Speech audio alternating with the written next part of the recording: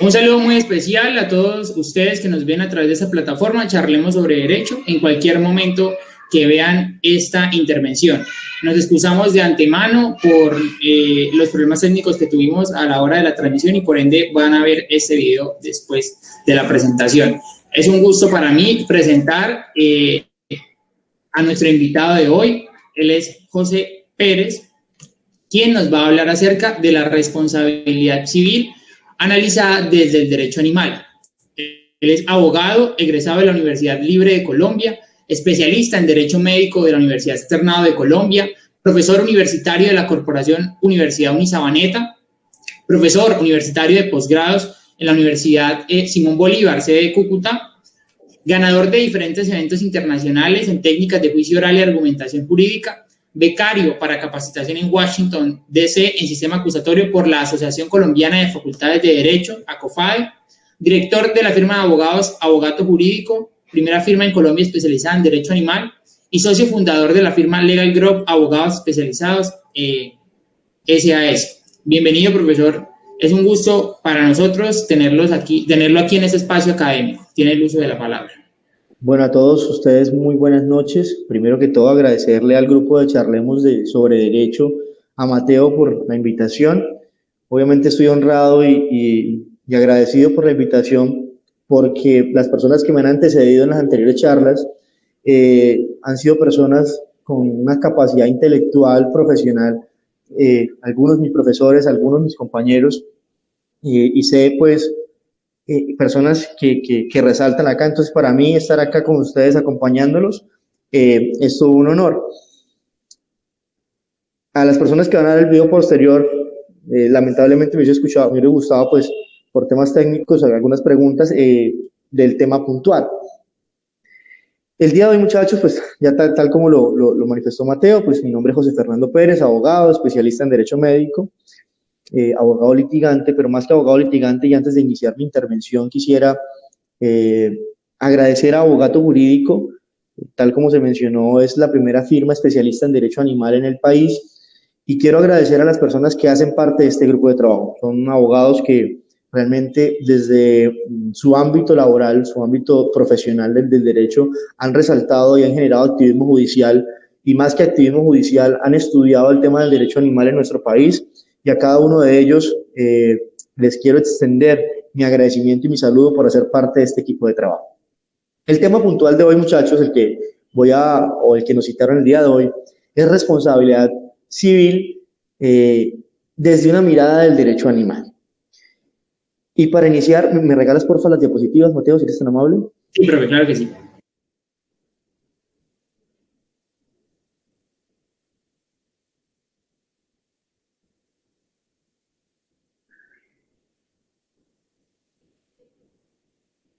Perfecto. La siguiente, por favor. Y me gustaría entonces iniciar la intervención con una frase de Arthur Schopenhauer, quien dice que el hombre ha hecho que la tierra sea un infierno para los animales. Y esta frase, muchachos y compañeros y profesionales del derecho que están acá el día de hoy, nos quiere reflejar dos elementos, y es que la traje a colación porque el derecho, y lo hablaba antes de iniciar la intervención con los estudiantes, tiene que ir evolucionando y va cambiando a medida que la construcción social, ¿sí?, y lo que es en sí mismo el derecho permite esas modificaciones. Y más que esas modificaciones o esa estructuración cambiante del derecho, es adaptarnos a las nuevas tendencias y corrientes del derecho. Y los animales se han visto desde antaño, pues evidentemente afectados por dos temas puntuales. Y ustedes lo van a ver, por ejemplo, en sentencias como las de la tauromaquia, donde la cultura y el derecho al trabajo como derechos fundamentales entran en colisión de principios con todo el tema de la protección ambiental y el derecho animal. Y se ha ganado el tema de tauromaquia bajo esos dos argumentos centrales. Es decir, que el hombre sigue buscando las formas de que hacia los animales pues se genere un infierno constante. Por eso, muchachos, vamos a estudiar un tema puntual, vamos a hacer una profundización, y para eso, me regalas por favor la siguiente diapositiva. Traje un eje temático de 4 elementos sustanciales que vamos a tratar en la charla de hoy. Primero hablaré del objetivo general de mi intervención, que no es otro, sino que crear una estructura tanto teórica del derecho animal como una estructura teórica del derecho civil, para posteriormente unirlos estos dos y revisar y contextualizarlos a ver si se puede generar perjuicios tanto materiales como inmateriales, desde la responsabilidad civil, ya sea contractual o extracontractual, donde los animales se van netamente inmiscuidos. Ese es el objetivo central de mi intervención. Y para poderlo lograr, muchachos, hablaré en primer lugar del derecho animal y un análisis normativo de cómo se va implementando el derecho animal en Colombia.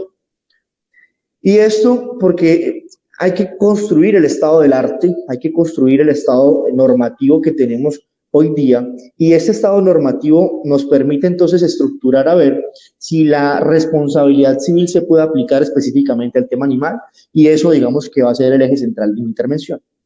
Posteriormente hablaré un poco de los conceptos de responsabilidad civil, unos temas muy generales, unos elementos de la responsabilidad civil desde el daño, el nexo de causalidad, la imputación y el hecho dañino, y todos esos elementos con la intención de que de unificar criterios, revisar qué tipo de responsabilidad es aplicable a través de unos ejemplos puntuales que ya voy digamos, a lanzar en este momento, pero que posteriormente o al final de mi intervención, después de haber unido estos dos criterios interpretativos y argumentativos de lo que es el derecho animal y la normatividad y lo que es el derecho civil, vamos a ver cómo los podemos resolver. Si esa es la intención general de la intervención mía o de la charla. Por eso es que el último elemento dice aplicación de conceptos o ejemplos prácticos. Y solamente voy a colocar dos ejemplos para iniciar, pero a lo largo de mi intervención voy a dar más bosquejos o más casos, quizás prácticos, teóricos de otros países, o sea, es decir, de temas comparados, de derecho comparado y temas que se han visto en Colombia. Entonces, imagínense ustedes tener una empresa en la cual posea un animal doméstico que nunca haya presentado alteraciones o nunca haya tenido problemas de rabia, de ningún tipo de estrés, ningún tipo de condición que los catalogue como potencialmente peligrosos o como peligrosos para la sociedad.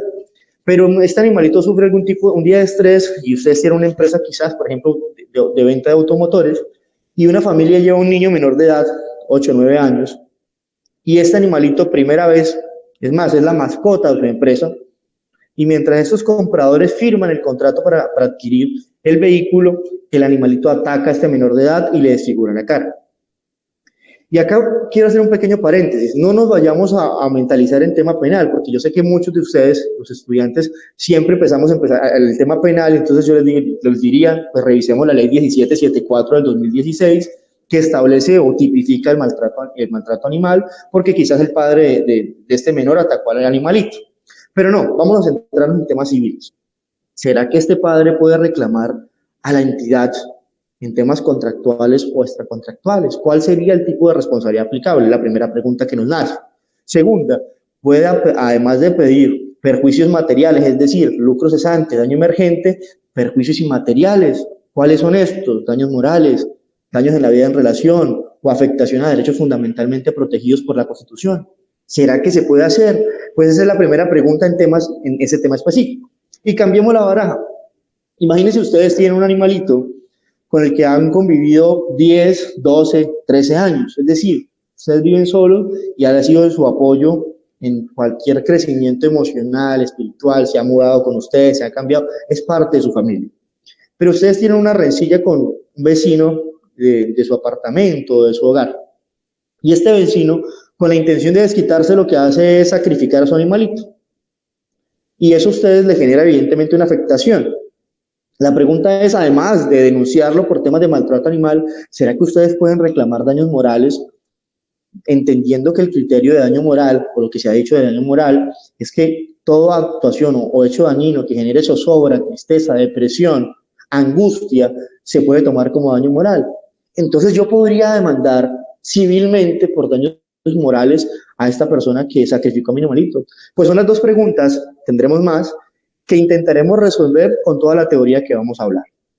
Entonces iniciemos con la historia del derecho animal. Para eso, por favor, me regala la siguiente diapositiva.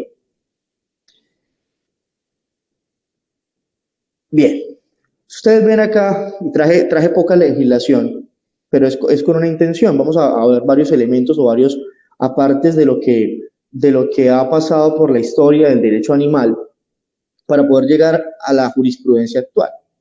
Y si ustedes ven en la mitad del círculo de las diapositivas, establecí lo que es la Constitución de 1991. Y eso tiene una intención o tiene un fundamento en lo que es la interpretación. ¿Por qué? Porque en 1991 obviamente hay un cambio constitucional, pero si ustedes revisan la Constitución del 91 y colocan la palabra animal en el buscador, en ninguna parte de la Constitución de 1991 se tipifica o se establece la palabra animal. Es decir, que taxativamente el derecho animal o la palabra animal no se encuentra constitucionalmente. ¿Cómo lo analizamos? A través de analogía constitucional, ¿cierto? O quizás de innominados constitucionales, entendiendo que hacen parte del medio ambiente y el medio ambiente sí es un derecho colectivo fundamentalmente protegido. Entonces, uno dice, hombre, todo esto o todo el tema se ha venido mermando y uno creería que tendría que haber un avance constitucional en 1991. Quizás sí lo hay, pero ya en temas jurisprudenciales. Ya llegaremos a eso.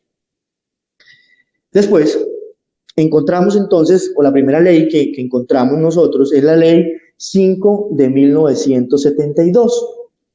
Y esa ley 5 de 1972 establece el funcionamiento y la creación de juntas directivas y juntas defensoras del derecho animal. Es decir, que desde 1992 se empezó a crear la estructuración de lo que se buscaba o lo que se pretendía proteger. Y es muy interesante esta normatividad porque es primero o nace antes que el Código Nacional de Protección de Medio Ambiente y Derecho Animal.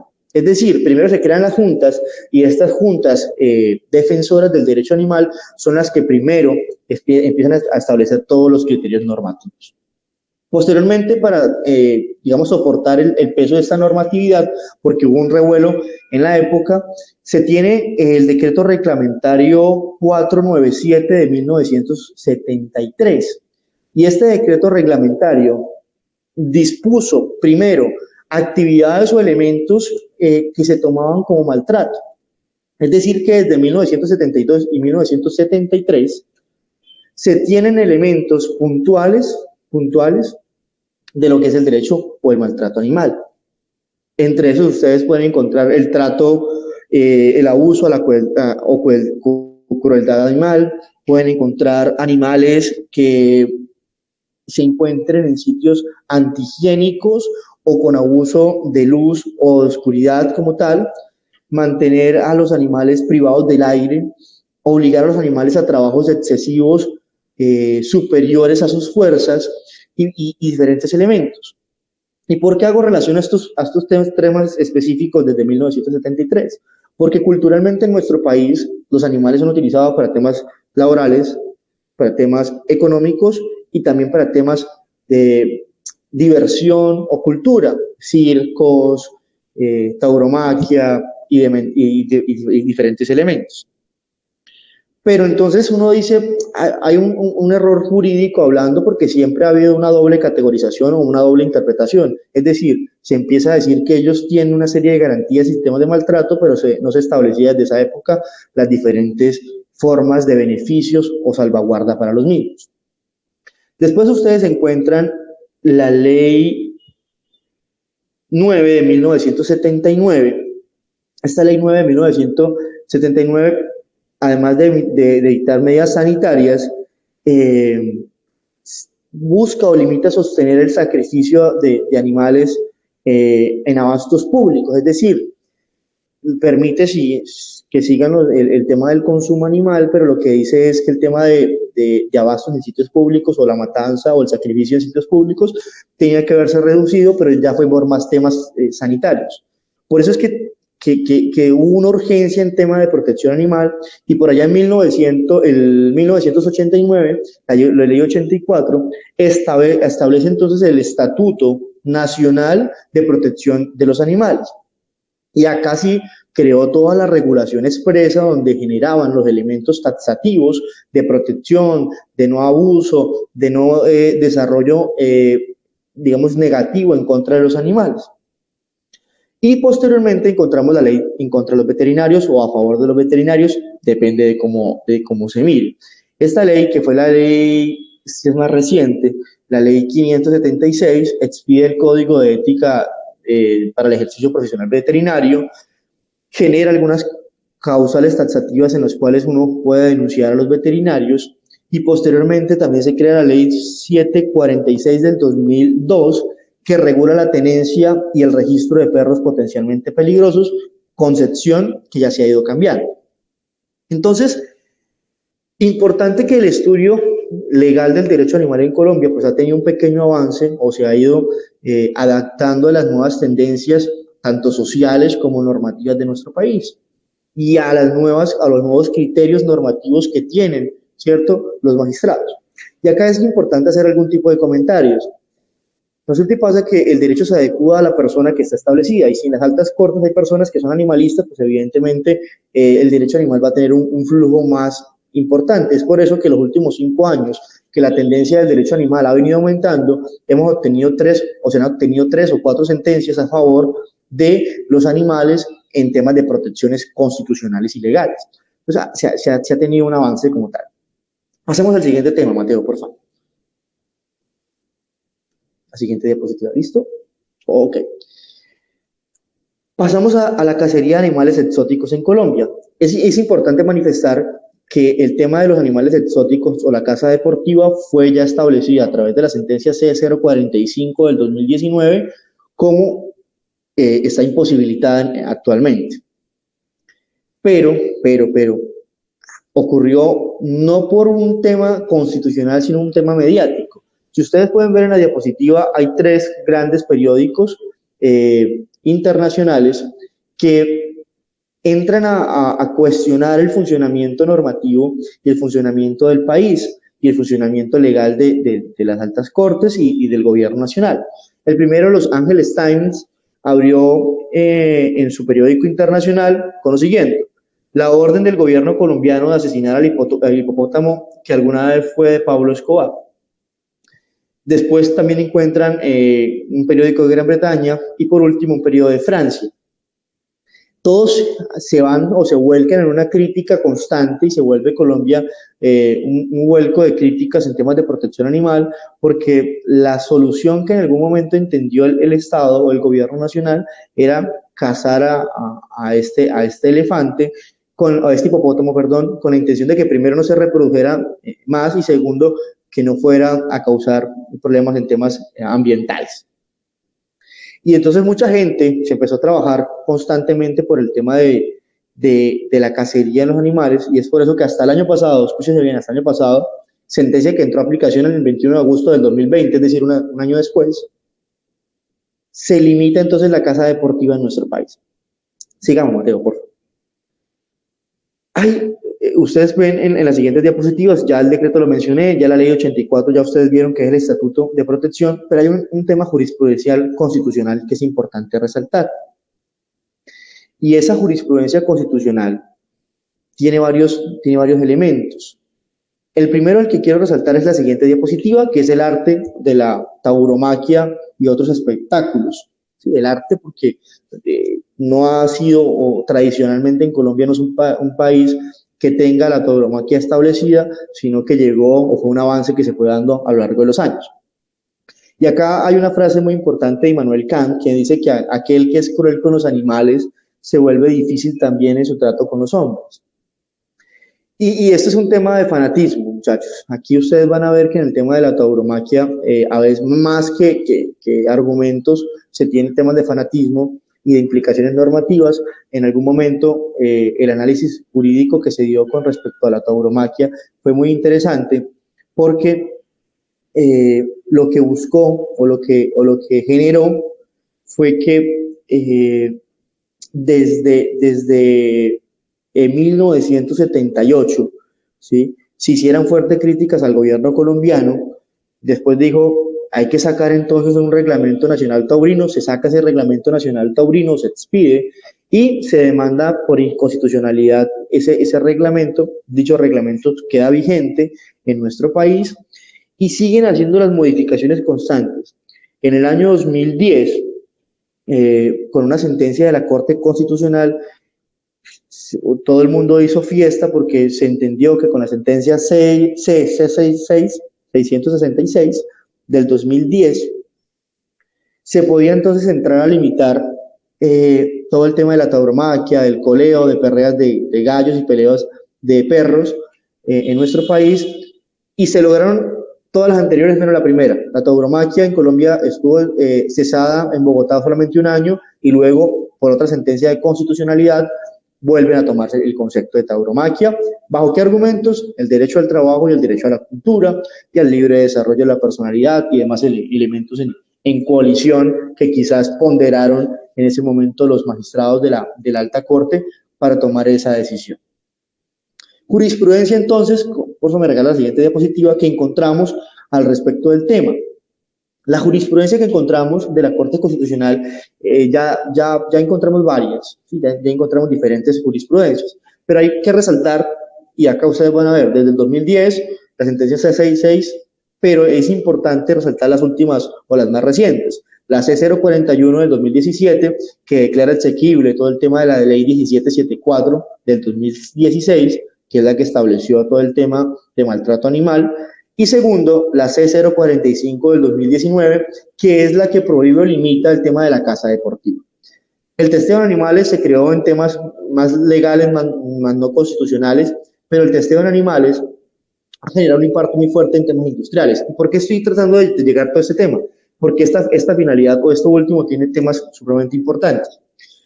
Las industrias de cosméticos son enormes, millonarias, farmacéuticas y de cosméticos, y normalmente se utilizaban las mascotas o los animales para el testeo como tal. En Colombia se prohíbe, pero se da una prórroga o una aplicación dentro de los 4 años después de la expedición de la norma. Es decir, le dice a las empresas, espere, ustedes pueden ir modificando durante estos 4 años cuál va a ser la forma en la cual ustedes ahora van a probar sus productos, pero no pueden seguir usándolo de manera tradicional. Y cambia entonces la estructura en materia constitucional en base a la producción de estos temas. Pero acá ha pasado algo interesante, muchachos, y quiero que presten mucha atención. Y es con respecto a la doble categorización que se da en la sentencia C041 del 2017. Rápidamente lo explico. Resulta que pasa que en el Código Civil de nuestro país se tienen los animales todavía, y los animales son estipulados dentro de nuestro Código Civil como cosas. ¿Listo? Y al ser una cosa, pues se puede vender, comprar y disponer de la cosa, ¿cierto? Los elementos como tal de la cosa. Eso no hay que entrar a ahondar en ese tema específico. Pero resulta y pasa que la Corte Constitucional, en dicha sentencia, dice lo siguiente: sí, son cosas, pero vamos a adicionarle un parágrafo a ese artículo. Y el parágrafo dice, además de ser cosas, son seres sintientes. Entonces uno dice, espérese, señores magistrados de las altas cortes, además de ser cosas, son seres sintientes, es decir, tienen una doble categorización jurídica, ¿cuál es la que tenemos que entrar en disposición? Y ahí entonces empieza otro análisis constitucional y legal respecto a la doble categorización que se le da a través de materias constitucionales a los animales en nuestro país. Hoy día seguimos tomándolos como cosas, como seres sintientes y como seres de especial protección constitucional. Pero igual se puede vender, se pueden destinar, se pueden mover, ¿cierto? Se puede todavía trabajar con los animales como cosas. Entonces, es un tema constitucional que quizás pasa mucho en nuestro país, que categorizamos de varias maneras un elemento y posteriormente se generan los conflictos jurídicos por falta de interpretación de estos elementos. Entonces, es importante resaltar ese tema específico. Bien, yo creo que con eso traté de hablarlo muy rápido y muy por encima, porque la intención es, más que centrarle el debate en análisis jurisprudenciales, es en centrarlo en temas de responsabilidad civil. Por eso seguimos a la siguiente diapositiva, por favor, Mateo. Muchas gracias. Y entonces empezamos con el tema de responsabilidad civil. Y si ustedes se van al artículo 2343 del Código Civil, dice que toda persona que cause un daño está obligada a indemnizar al afectado. Entonces, desde ya muchos quienes analizan el tema de responsabilidad civil de manera taxativa cuadriculada dicen toda persona, los animales no son personas, son seres de especial protección constitucional, no tienen que responder. Y ahí empezamos a hablar entonces del concepto de tenedor, de poseedor, ¿cierto? Y que si son cosas, entonces los hechos dañinos de terceros, vamos a ver quién respondería. Y acá se habla de tipos de responsabilidad. Y ese concepto, muchachos, es importante que lo analicemos porque pasa que cada autor tiene una forma de definir la responsabilidad. Hay algunos autores que encasillan la responsabilidad tanto subjetiva como objetiva. La subjetiva permite todo el tema de la eximencia de responsabilidad por el hecho de la culpa. La objetiva no permite el hecho de la culpa. Y entonces uno dice, bueno, perfecto. Entonces empecemos con esos y luego estudiamos los otros análisis de responsabilidad. Pero vamos a centrarnos específicamente en la objetiva, porque resulta y pasa que en Colombia, muchachos, el único elemento o uno de los elementos donde ustedes pueden evidenciar lo que es una verdadera responsabilidad objetiva es con un tema de derecho animal. Si ustedes se van al artículo 1905 del Código Civil, estipula que el poseedor de un animal o el que sirve de él es responsable de los perjuicios que causare, aunque escape o se extravíe. En todo caso, esta responsabilidad cesará en el caso de que el daño proveniera de fuerza mayor o de culpa si lo hubiese sufrido. Es decir, no permite ningún tipo de eximente de responsabilidad diferente a la fuerza mayor. Y hay que entenderlo, la diferencia entre fuerza mayor y caso fortuito. Y miren acá, muchachos, que le impone, ¿cierto? Le impone una carga toda, ¿sí? Toda responsabilidad o todo daño ocasionado por un animal, ¿sí? Un animal que se escape o se extravíe, causa una responsabilidad objetiva. Y ese es el primer concepto de responsabilidad objetiva. Si ustedes se van a temas de responsabilidad médica, ahí van a ver que no hay responsabilidad objetiva, sino responsabilidad subjetiva. Y entonces es importante esa diferenciación. Miren entonces cómo juega el papel de la responsabilidad objetiva solamente o específicamente con un tema de derecho animal. Es decir, donde está inmerso un tema de un animal y la responsabilidad que tiene el tenedor o el poseedor, ya como se llama. Y de ahí nacen muchas preguntas que no vamos a responder, pero ¿qué pasaría, por ejemplo, si ustedes tienen una finca, arriendan la finca con todo y animales y uno de esos animales ocasiona un daño a un tercero? ¿Qué tipo de responsabilidad tienen ustedes? ¿Cuáles son los eximentes de responsabilidad que podrían aplicar? ¿Será que el hecho de que sea un tema contractual se vuelve una responsabilidad civil contractual frente a ustedes y admite otro tipo de reclamaciones? Bien, son las preguntas que empezamos a generar en el tema de la responsabilidad civil. Yo no voy a profundizar en ese tema específico, pero sí los invito a leer, por ejemplo, porque ya se ha hablado mucho de eso, en la Sala Civil, sentencia del 16 de octubre de 1998, el radicado es la 1635. Ahí van a encontrar en esa sentencia algunas consideraciones, sobre todo con el tema del arrendamiento o el arrendador. Espero que hasta el momento vamos claros, espero que estén quedando los conceptos claros.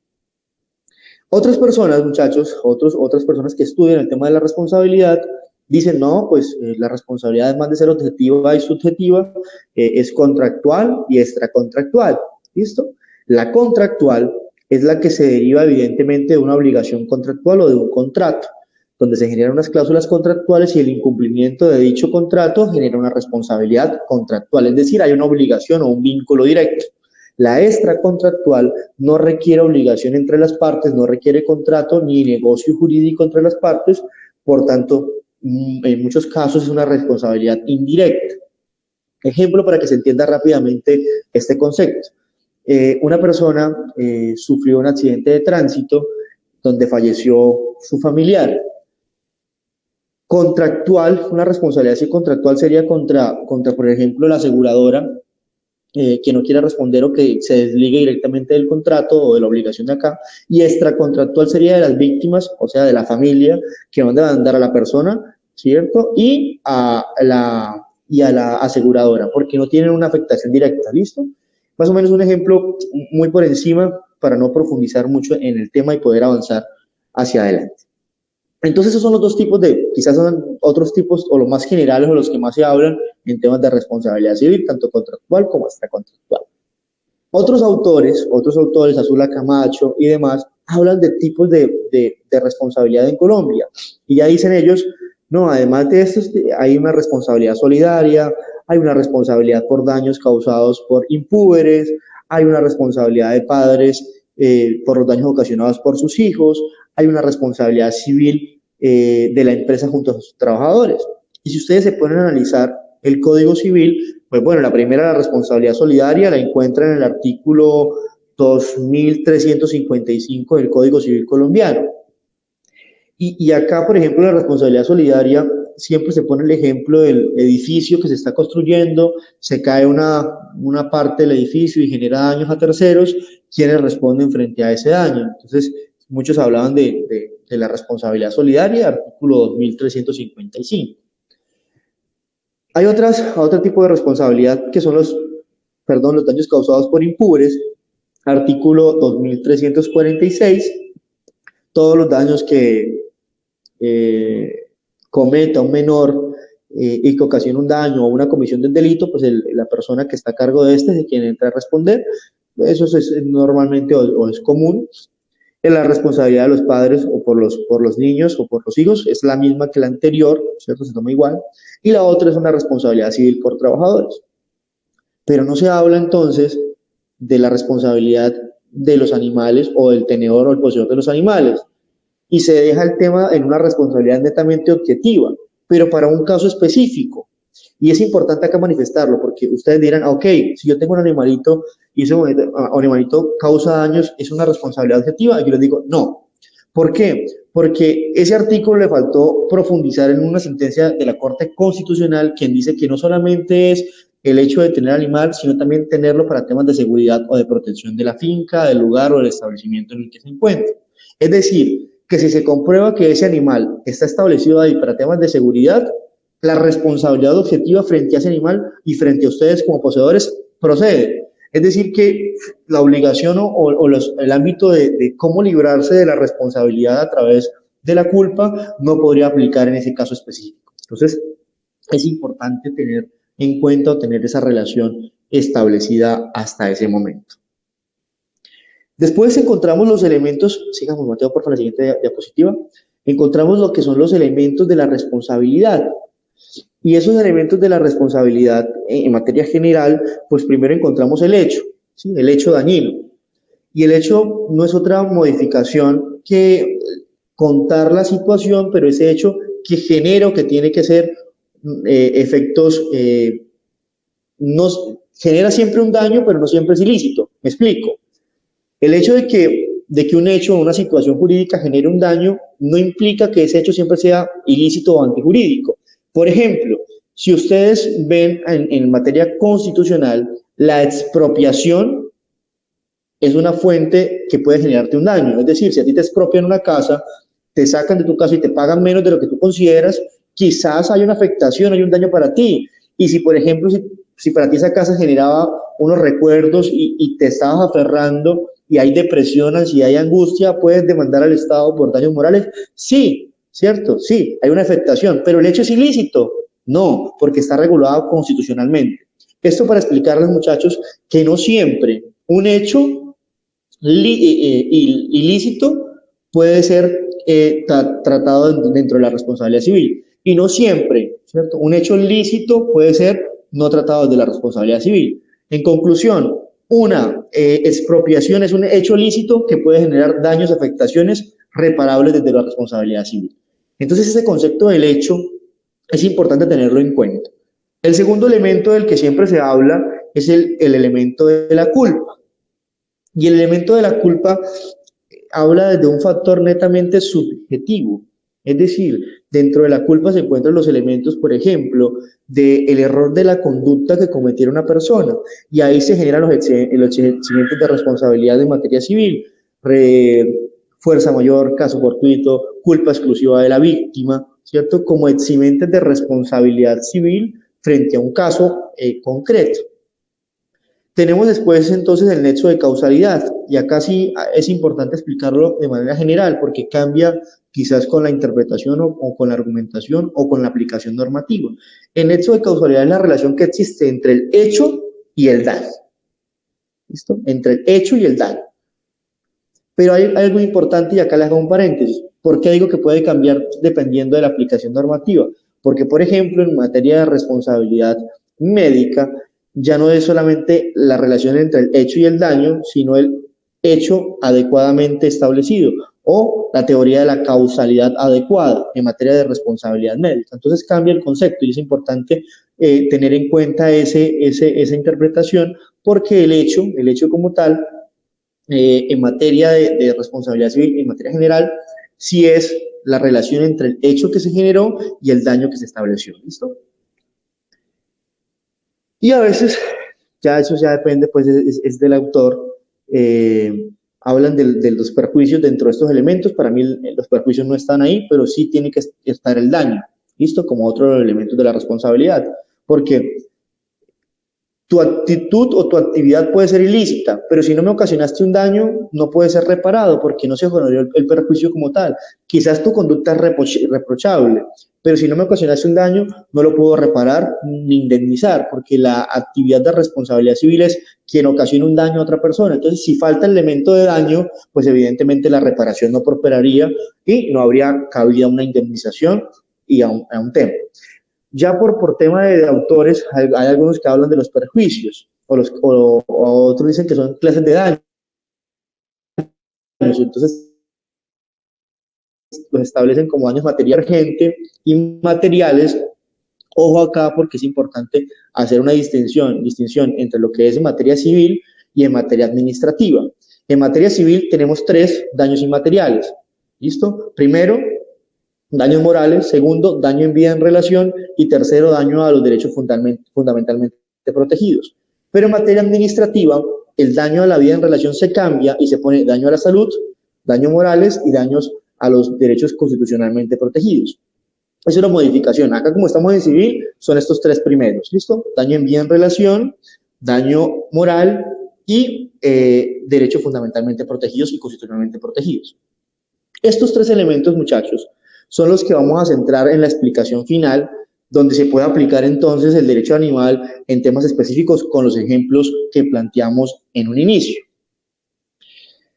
Por eso es que vamos a pasar entonces a los casos prácticos. Yo quizás, obviamente, no podemos ahondar en todos los elementos, no puedo tomar las vicisitudes de cada elemento y explicar cada uno, me hubiese gustado, pero la idea de estos espacios es generar el debate, ¿cierto?, jurídico y es la intención. Entonces pasemos rápidamente a los 2 casos prácticos y realmente me excuso porque estoy corriendo y es por un tema de tiempo. Si ustedes revisan el primer ejemplo de la automotriz que está vendiendo carros, muchos autores dirían, eso es un caso primero de responsabilidad civil contractual. ¿Por qué? Porque ya cuando la persona entra con su familia a hacer compra de un vehículo, se genera un vínculo contractual y se genera dentro de las instalaciones de un vínculo contractual. Y esa implicación, uno diría, hay una vinculación contractual. Otros autores me dirían, no, espérese, eso es empresa contractual porque la obligación principal no tiene nada que ver con el hecho dañino. ¿Listo? Se genera esa discusión y nunca se ha, digamos, todavía evidenciado cuál de los 2 vínculos, si contractual o extracontractual, se debe aplicar. Pero vamos a evidenciar los elementos de la responsabilidad. ¿Existe un daño? Evidentemente el daño es la desfiguración, ¿cierto? Entonces sería un daño de lesiones personales. ¿Por qué digo lesiones personales? Porque así lo tipifica también el Código Civil y también lo tipifica la Corte Suprema de Justicia en la tasación de perjuicios. Entonces, primero, ¿hay un daño? Sí, hay un daño, ¿cierto? Segundo, ¿hay un hecho dañino? Claro, el hecho dañino es que el animal, ¿cierto?, atacó de forma directa el rostro del menor. Entonces, ya encontramos 2 elementos. ¿Hay un nexo de causalidad entre el hecho dañino y el daño? Claro que la actividad o el actuar del animal generó el tema del daño a posteriori y la imputación, o imputamos a quién imputamos, pues imputamos al poseedor del animal por la tenencia. Ahora, la pregunta que nace es, ¿en este caso sería una responsabilidad subjetiva o objetiva? Entendiendo que el artículo que revisamos en 1903 dice que si usted tiene un animal y este ocasiona un daño, se genera una responsabilidad netamente objetiva. Es decir, que la eximente de culpa no procede ante usted. Es decir, culpa de la víctima. Culpa de la víctima en este caso no procedería porque es un menor de edad. Entonces empezamos a generar ese conflicto de ideas y me hubiese gustado que estuviésemos en vivo porque sí generar los conceptos, o no sé si ustedes tengan alguna idea respecto a ese tema específico, me digan a ver y lo debatimos. ¿Listo? Y el segundo elemento, o el segundo caso puntual, ya vamos a poner más, pero el segundo caso puntual es el que no se ha generado en Colombia. Todavía no hay la primera demanda de este tipo. Y es que ustedes tengan un animal, su vecino, con el que hayan convivido 12 años y su vecino lo sacrifique. Y esa afectación de depresión, angustia, zozobra ha generado una afectación evidente entre ustedes. ¿Será que pueden pedir a través de la responsabilidad extracontractual, civil extracontractual, la declaración de daños morales frente a ese tema específico? Pensemos, ¿hay un daño? Sí, claro, el fallecimiento del animalito genera un daño moral en mí, como depresión, angustia, zozobra. Algunos dirían también, ¿hay un daño material? Sí, porque el animal, si es una cosa, tiene que estar valorado económicamente, entonces también hay que pagar el daño material. Y hay un nexo de causalidad, sí, hay un nexo de causalidad entre la acción, entre el hecho y la acción y lo que ocasiona el daño. Y la imputación, pues se le imputa a la persona que generó el maltrato como tal. Entonces uno en primer lugar diría, pues están todos los elementos de la responsabilidad civil aplicables a estos casos puntuales. Pero sí me gustaría escuchar a algunos de ustedes qué apreciaciones tienen, si va quedando claro en los conceptos y si podemos ahondar en estos casos prácticos que lo que intentarán pues es unificar entre estos dos criterios normativos.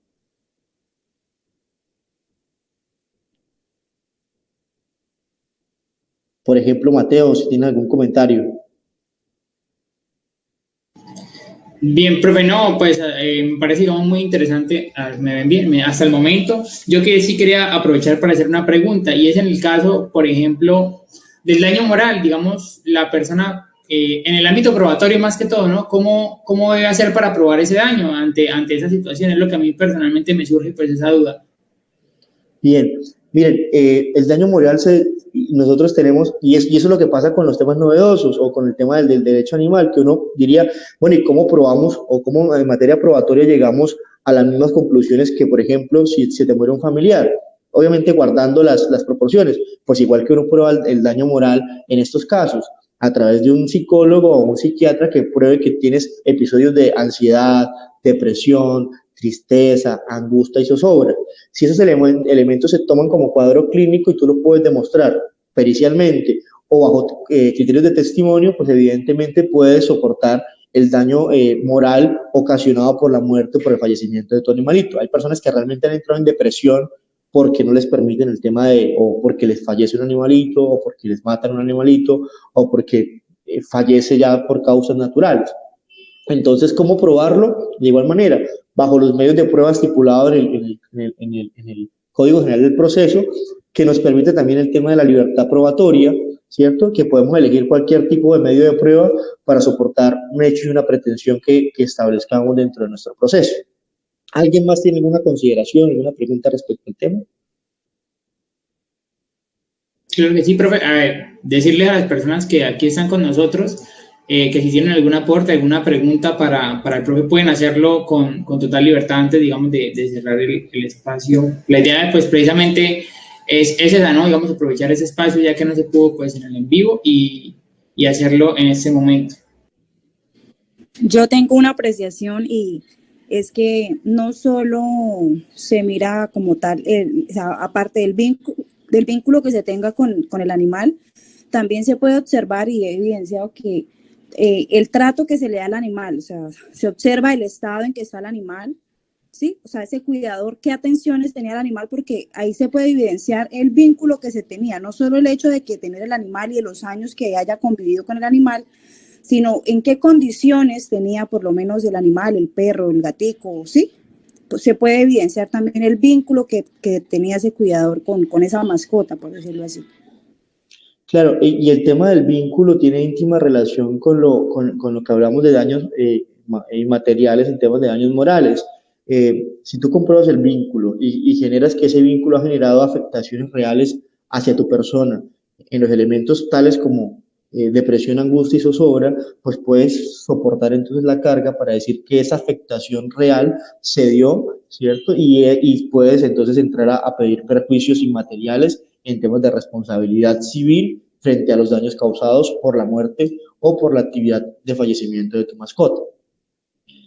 Bien, entonces voy a terminar entonces las ideas. Acá voy a lanzar más ejemplos. Terminaré con unas conclusiones y abro otra vez el espacio para si alguien más desea preguntar. Hay otros casos, muchachos, y se genera, o sea, estoy dejando muchas dudas y muchos temas de análisis de pronto para otra intervención, porque quedan elementos, por ejemplo, entre qué aplicación de responsabilidad objetiva o subjetiva, queda todavía en las dudas y es un objeto de estudio, queda el tema si es contractual y extracontractual y cómo lo determinamos, y acá les voy a colocar un ejemplo más claro donde yo quisiera donde yo creería que hay un tema de responsabilidad contractual. Ustedes conocen que en Colombia pues existen todavía digamos, los criaderos que se encargan pues, de la venta de las mascotas. Cuando ustedes hacen la compra de una mascota y esta mascota generan evidentemente un contrato de compraventa porque están adquiriendo una cosa tipificada así en el Código Civil, que no debería ser así porque ya hay una doble categorización. Cuando ustedes adquieren una cosa, hacen un contrato de compraventa, es decir, hay un vínculo contractual. ¿Qué sucede si ese animalito, por ejemplo, venía con alguna enfermedad y ustedes no sabían de dicha enfermedad y fallece a los 15 días, 20 días producto de esa enfermedad adquirida ahí? Pero ya ustedes, por ejemplo, tenían un niño menor de edad que se había pegado en esos 15 días, dormía con el animalito. ¿Qué tipo de responsabilidad pueden tener ahí?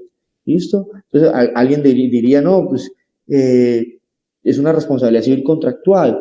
Otras personas pensarían desde el derecho civil que hay un vicio oculto establecido por parte del vendedor. Bien, lo que yo les quiero plantear, muchachos, es que hay muchas formas de aplicación del derecho civil frente a este tema específico. Es decir, yo podría resolver ese caso por vicios ocultos, es decir, me ocultó que ese animal venía con un problema de salud y así me hizo la venta.